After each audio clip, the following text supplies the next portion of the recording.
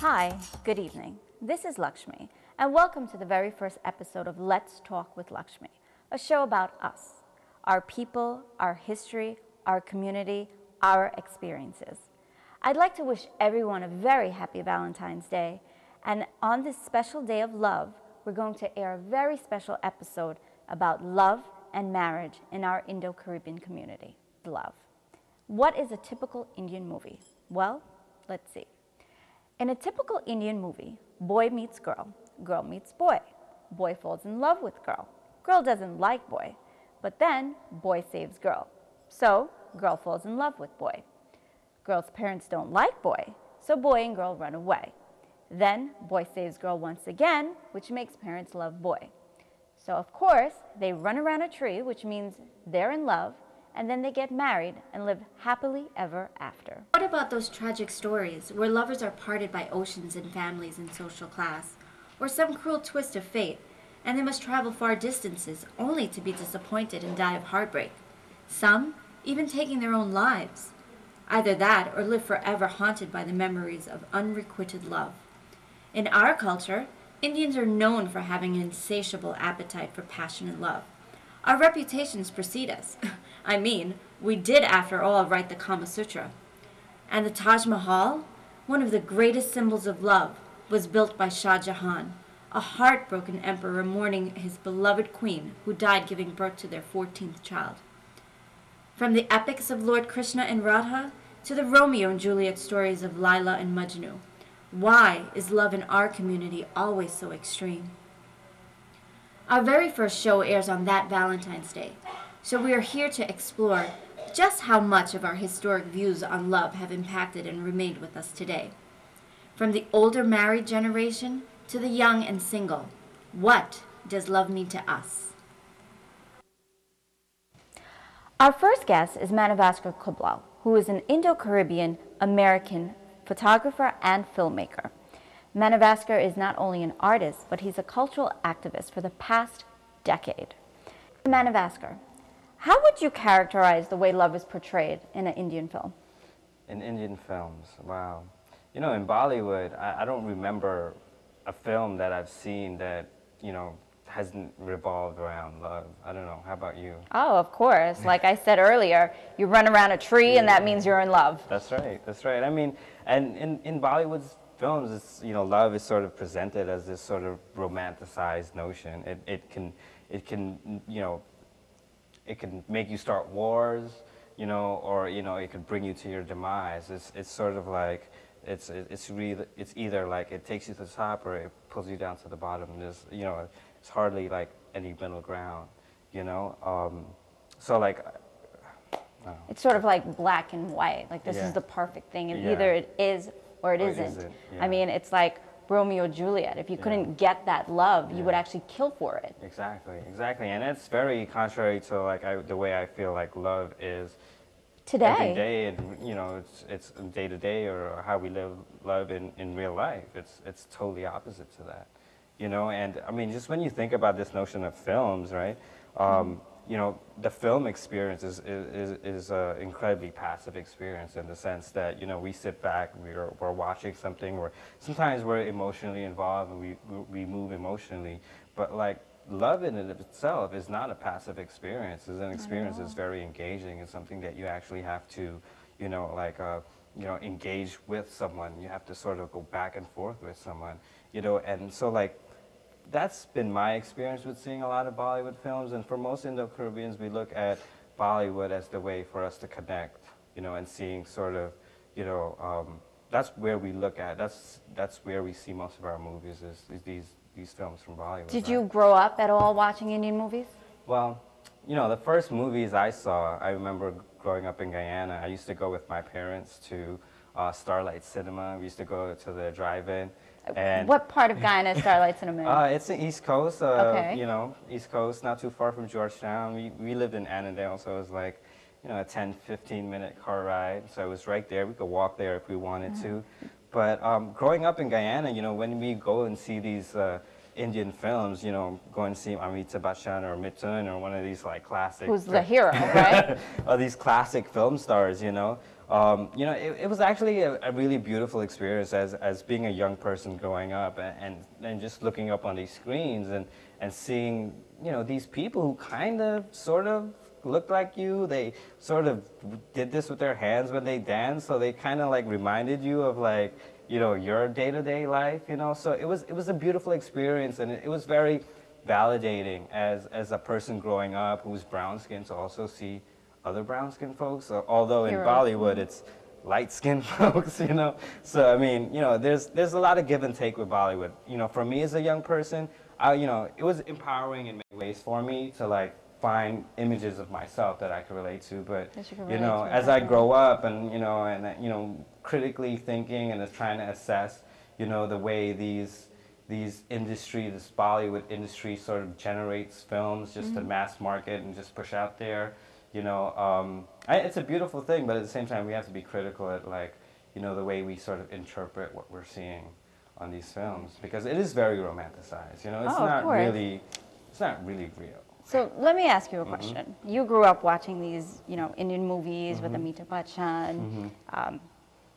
When you looked at these films, you know, did you think that this would impact your life and love? I mean, maybe was there a certain Bollywood couple that you looked at and you said, wow, I hope one day when I get married, my wife would look like Hema Malini and I'll be Amitabh Bachchan and we'll make that perfect couple? If you see my wife, she does, you know, she's pretty beautiful. So she does look like your wife. She is gorgeous. Like a star, so I've been very lucky with that. But, you know, like, I feel like the greatest, like, the time that really impacted me the most as far as, like, you know, was when we migrated to the United States. You know, I was young. I was, like, 8 or 9 years old when we migrated. And, you know, when you come into American culture, you know what I'm saying, and you're not seeing these images anymore. You're not seeing the Bollywood images. You're seeing images that are completely different than you.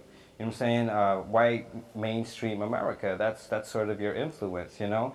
And when you grow up around that, you sort of start questioning, you know, okay, why am I not now seeing, you know, images of myself? And these are the formative years growing up as a young person. So like this is how I'm engaging with the media, and this is how I'm, you know, sort of trying to like form my own identity of myself, and not being able to see, you know, these images of sort of these, you know, brown-skinned, beautiful people, you know, like, you really sort of, like, questions, okay, so, you know, what's going on? And that sort of pushed me as a person, as an artist, to eventually move into this realm where I could be a filmmaker, I could be, you know, an image maker, a photographer, someone that sort of has that power to craft meaning and sort of validate our experiences as, you know, Indo Caribbeans. I mean, primarily we were looking at Bollywood to like form these identities of ourselves, you know. But I think right now it's so imperative, and it's so beautiful to see that there's other young filmmakers, there's other folks that are really like able to articulate our stories, because that's how we're going to be able to really like redefine how love, you know, is presented for us. I mean, it's not going to be these romanticized notions of, you know, of opposite spectrums of love. You know, we can then present like these real, real lived experiences of how we experience love as Indo Caribbeans, as immigrants, as people that are like living in this new world. You know, we're diasporic, we're travelers. I've known you for quite a number of years as a community activist, a community leader, and I know your wife. She's a beautiful spoken word artist, and we actually have her in the studio because you bought her, of course, on Valentine's Day. Of course. And I'd love to bring her on. I want to hear a little bit about your love story, about your marriage, because I think you guys are a great couple. You're a young couple, and I think our audience needs to know the keys to a successful marriage. So we're going to break for a sponsor and bring Tej on.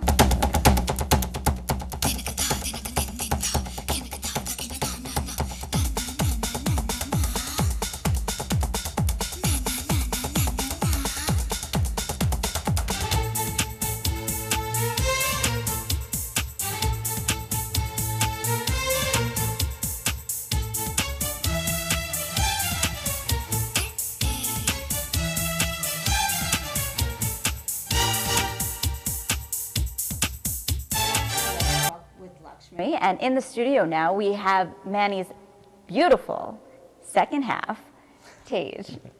Tage, happy Valentine's Day. Thank you, same to you. Thank you. Now, you guys have a wonderful love story. I've known you guys for quite a number of years. If I believe you've been married 2 years, is it? Yeah. Little over 2 years. A little over 2 years. And every time I see you guys, let me not bad-eye them, right? You guys are such a beautiful couple. You guys are humble, sweet, involved in the community, and from what I can see, a power couple. Now, tell me, where did you guys meet? Wow, well, thank you, first of all. And actually, I think we knew each other for a long time because we're all part of the community, just like we know you. But I guess when we fell in love or started noticing each other was in December 2003.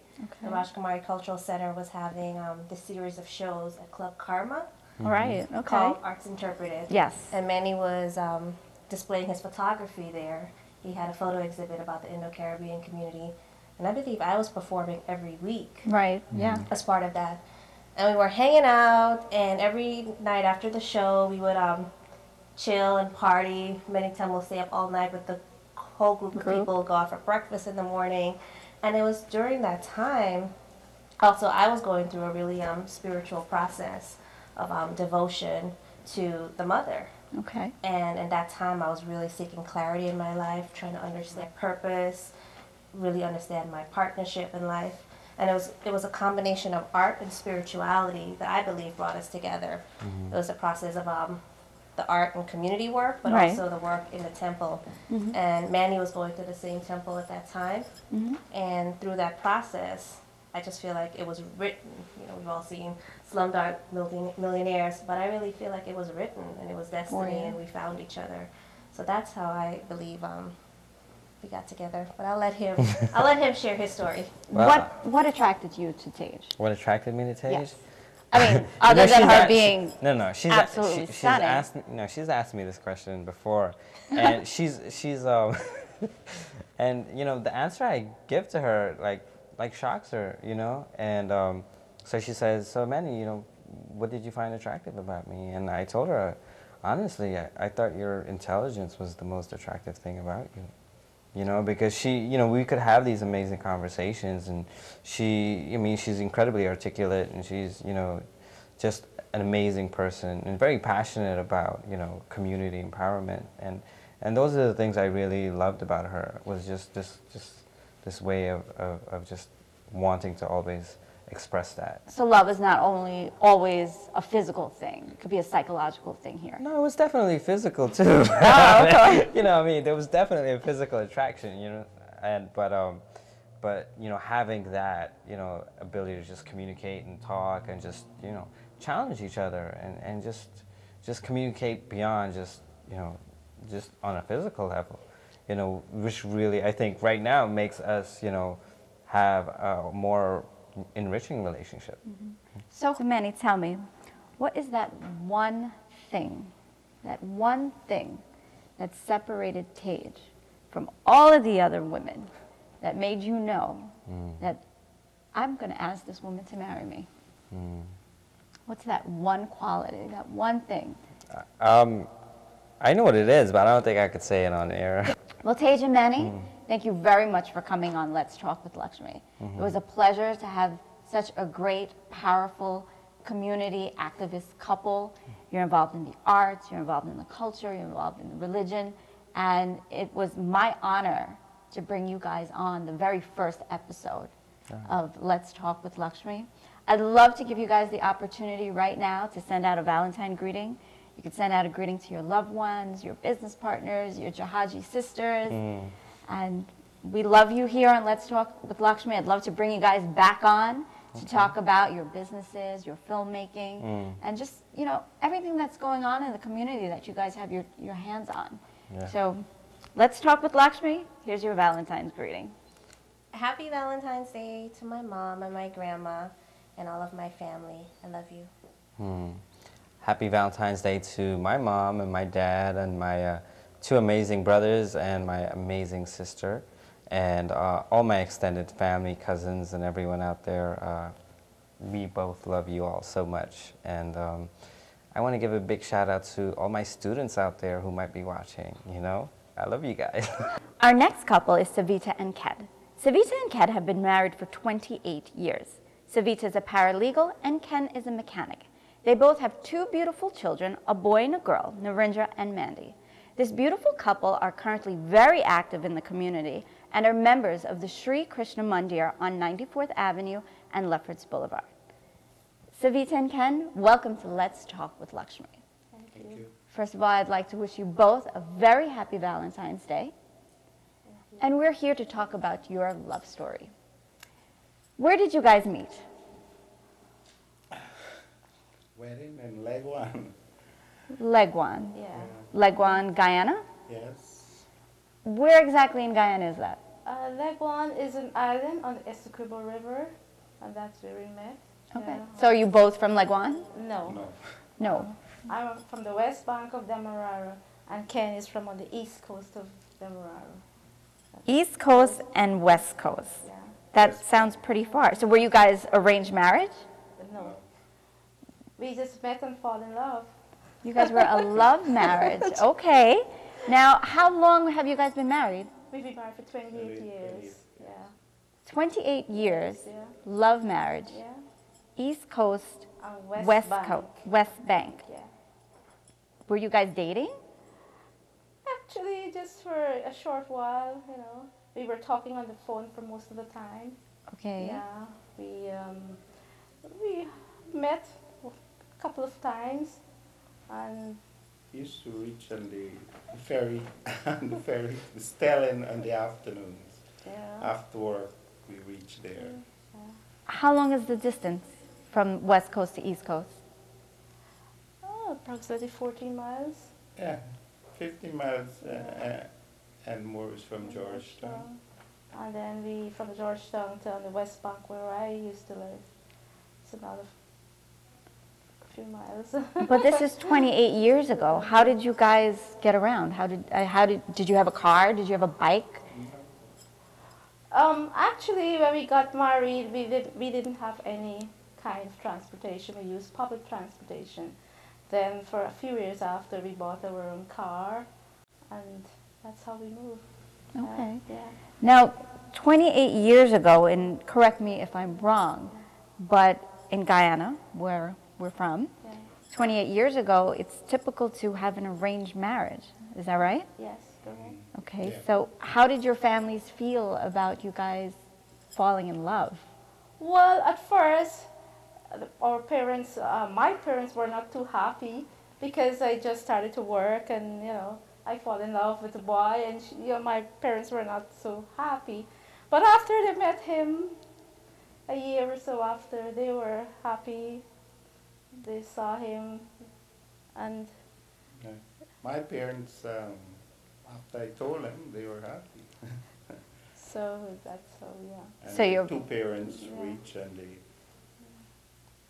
So your So- parents get along now? Yeah, very Yes. nicely. They're very happy? Yeah. Okay. Well, Savita, I have a question for you. Before you got married, was there maybe a role model, a male figure, perhaps a teacher, an uncle, a movie star, that you looked at and you said, wow, when I get married, I wish my husband would be like that?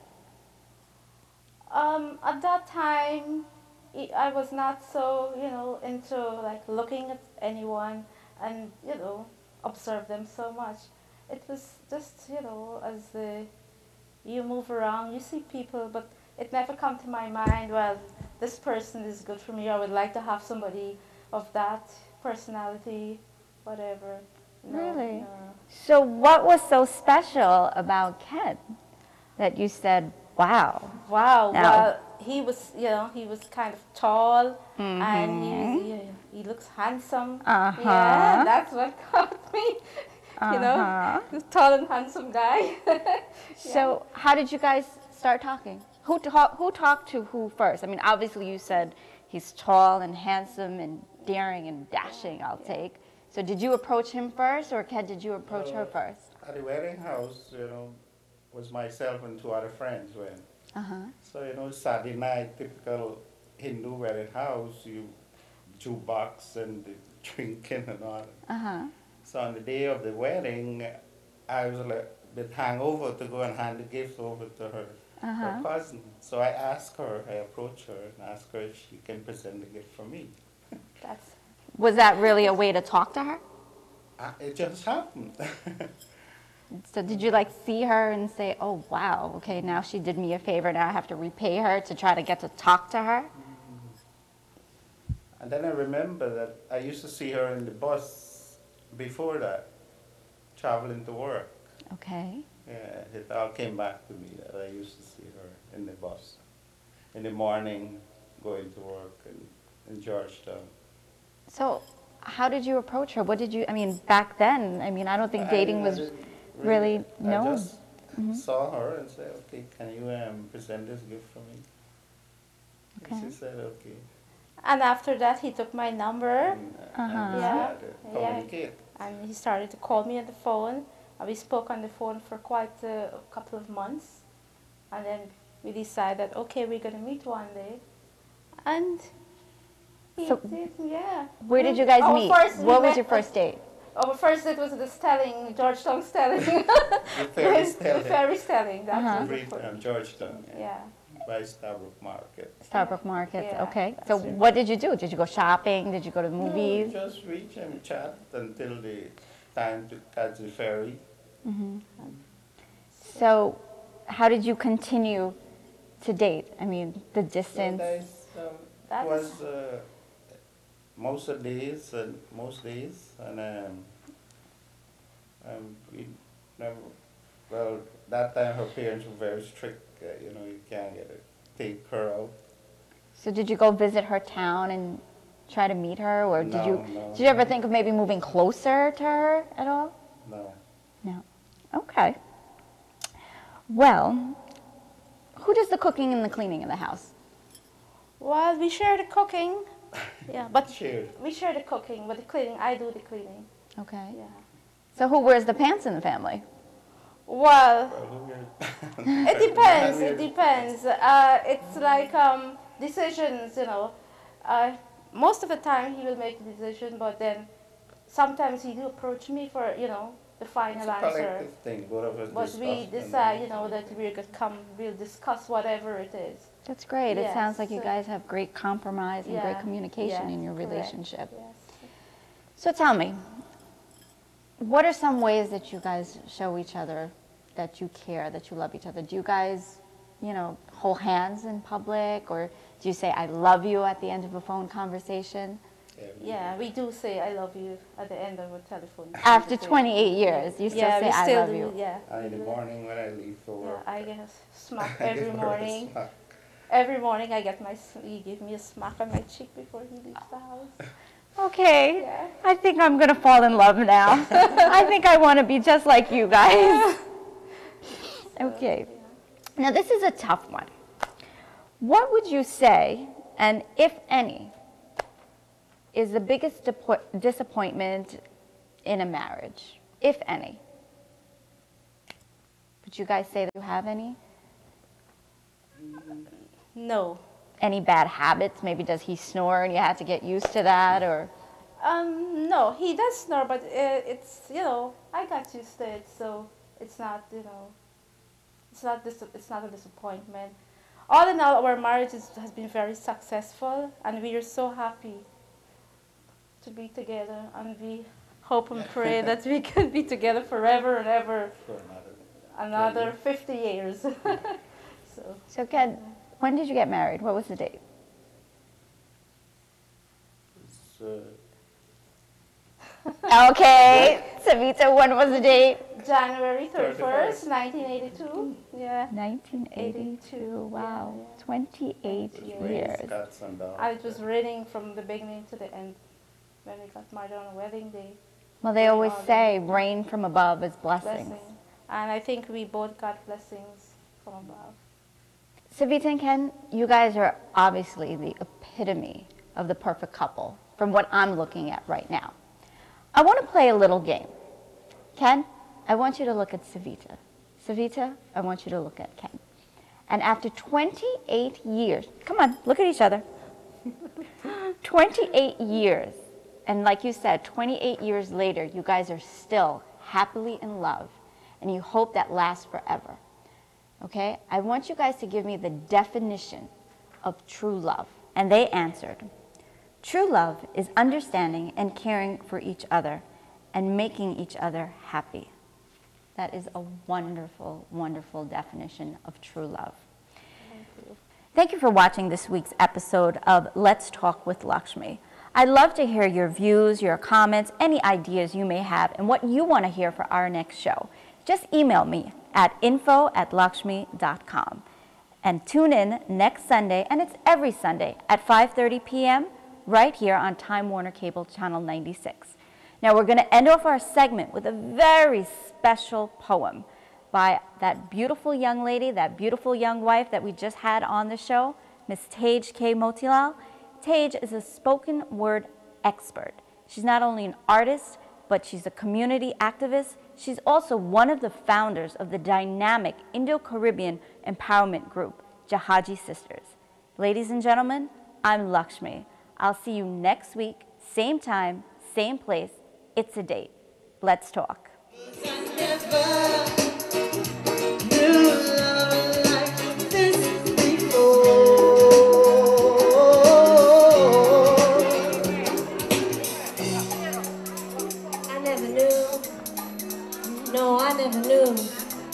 Never ever knew love like this before. Love like it was carried from centuries past and will last forever, spanning centuries more. Madagascar, you are my needs answer of this simply divine sentiment, I am sure. Like a river running free, fluid by design or chance, I move to new places, making memories in your arm. Comforted by your warm embrace, I desire to dance like the wild wind whispering tender melodies. You are my ever so sweet talking revolutionary prince. 'Cause I never knew love like this before. Open my eyes, 'cause I never knew love like this before. What a surprise, 'cause I never knew love like this before.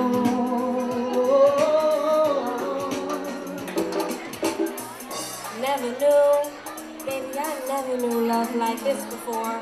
And you are that poem of passion and friendship I never wrote down, but dreamt of in lifetime after lifetime after lifetime. You are that refreshing air I long to breathe as I drown, holding my breath, wishing for the one dancing in my mind's eye. You are enlightenment I sought in temples, praying to be found.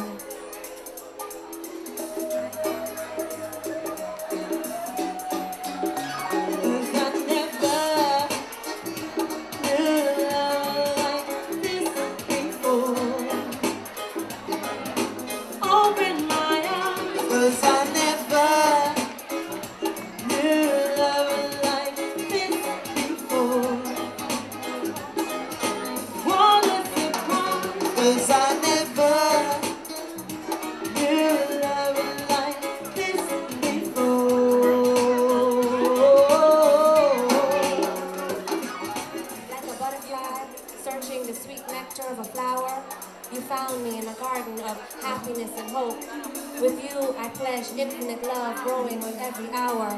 No beginning, no end, rising higher and higher, eternally, living life never to regret it. In you, I discover my true power, the realization of divine love. Madagascar, you are my needs answered. Of this simply divine sentiment, I am sure. And baby, I never knew, no, I never knew, never, ever, ever, ever knew love like this before. Love like it was carried from centuries ago and will last forever, spanning centuries more. I love you.